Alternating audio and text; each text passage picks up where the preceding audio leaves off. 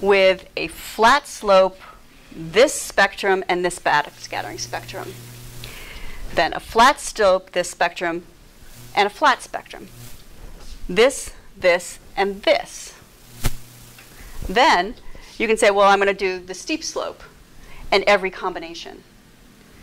So you're running the inversion on one reflectance spectrum with 10,000 combinations of shapes of your eigenvectors. And you're retrieving the eigenvalues.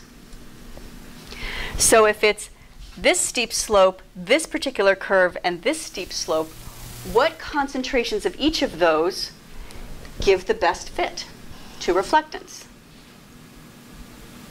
Maybe the answer is one of these, two of these, and a half of one of these.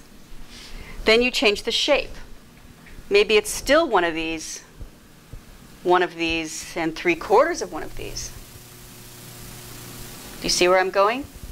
Which combination gives the best fit as you change the shape of the curve of the eigenvectors? And so what they did is they did that. They took one reflectance spectrum, ran the regression 10,000 times with 10,000 different combinations of shapes going into the model. And what you find is the concentration of the phytoplankton component varied from about 0 to, say, a value of 0.035 per meter. So there was some combination of shapes that you put into the model that said, well, actually, I need 0.035 per meter absorption to make this work. Or maybe I don't need any phytoplankton. I can make this work purely with CDM and particle backscattering of some defined shape. But on average, it's probably about 0.02, plus or minus. And I could do a pretty good job on the CDOM and NAP. It was probably about 0.03, but it could have been anywhere from 0.02 to 0.05, right? And here's the backscattering spectrum. It's probably somewhere right in here. But it could have been here. So there are your uncertainties. That gives you some uncertainty around your estimated concentrations of each component. Okay? And then you can do it for a suite of reflectance spectra. So this was just one reflectance spectra. Yeah? Can you weigh the differences also by how well they fit the spectrum? Yeah, so what they did is if it was greater than 10%, model to measured was greater than 10%, they threw it out and said that's very unlikely. Yeah. And you could also, I mean, if you wanted, you could begin to say, well, I know that I'm never going to get this much scattering unless I have this much but you don't want to do that because now you're forcing, you're tuning, and you shouldn't have to tune. So then if you do it for a whole suite of reflectance spectra, each one of these dots is one of these experiments. So each dot is going to have a median and a standard deviation in the estimated concentration of A phi. So there's your dot, there's your range. But you know what?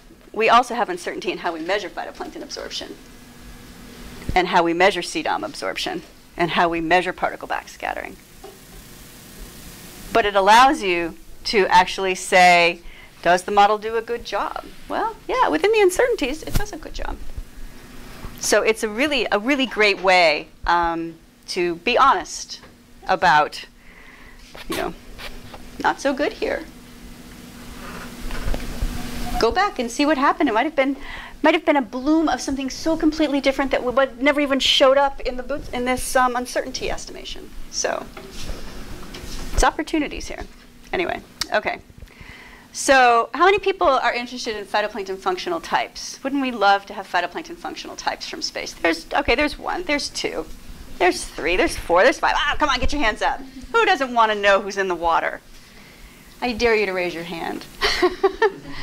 So I want to show you just a really quick example from some work we did in, this is Africa, South Africa. This is the Benguela Upwelling system, which is fabulous. You should go there. Again, it's like you have these alongshore winds. We're in the southern hemisphere. You get Ekman transport. Nutrients come up. It's rich. There's a huge fishery there. They have these expansive blooms that just are every year. Some of them are toxic. Some of them aren't. My first trip out there, I was on a ship. I was in the galley, and the wave washed over the porthole, and the water was beautiful. And literally 20 minutes later, it looked like this. It's astounding. It's watercolor that I've never seen before. So this is the little radiometer buoy, which you guys have all seen. It's very similar to the, this is HTSRB. It's very similar to the HyperPro. The blue water, the red water. So what we did is we went out and we measured the reflectance spectrum every day at this station for 2 weeks. So every day, except for, there was a bad bloom. We all got really sick from diuretic shellfish poisoning, so we didn't go out that day. But every day,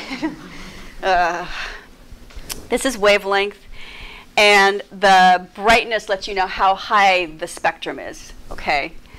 So this is an example of a reflectance spectrum. This is an example of the absorption spectra measured in the field during these ever-evolving blooms where they were dominated by a diatom, probably Pseudonychia.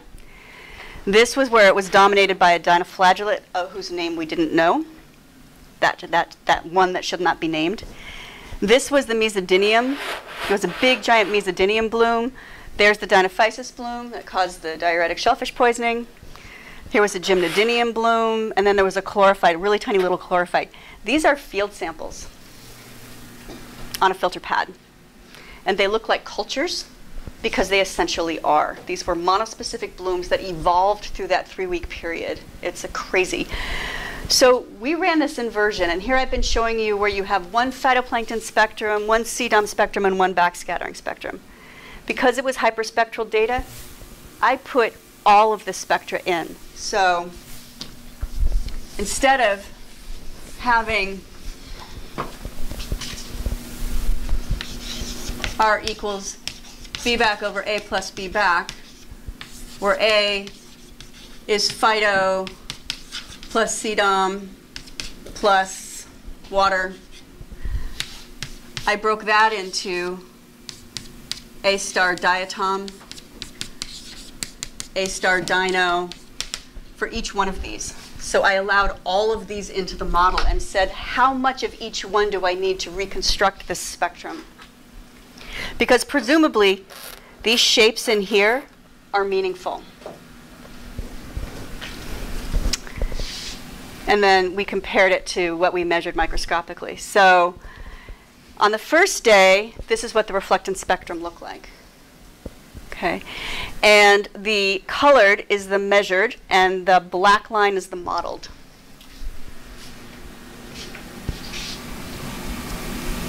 Yes, the modeled is perfect. It perfectly matched the measured spectrum.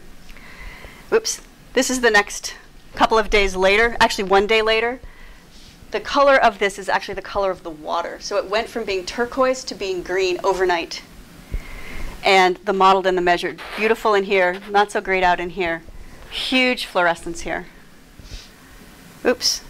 Here's the mesodinium bloom. That was the reflectance spectrum. Each one of these is due to what? Each one of these dips where there's no light.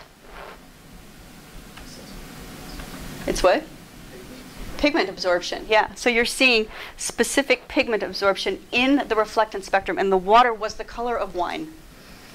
It definitely was, it was so astounding.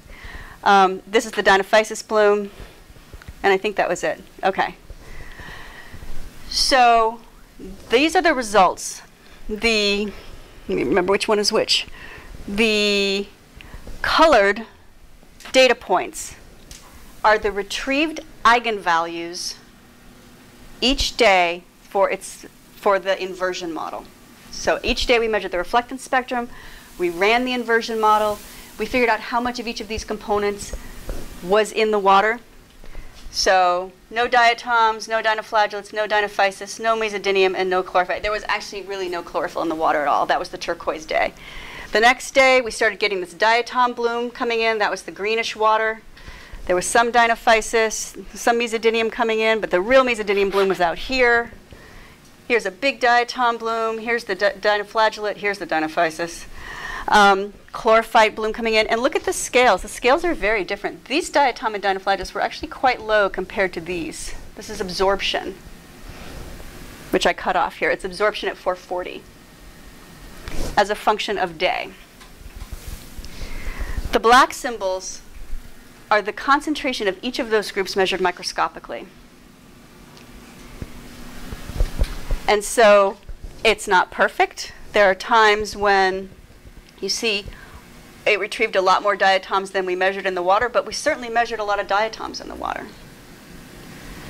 And so what this says is that to second order, the variability in the shape of the reflectance spectrum is driven by the variability in the pigments by the phytoplankton that are in the water.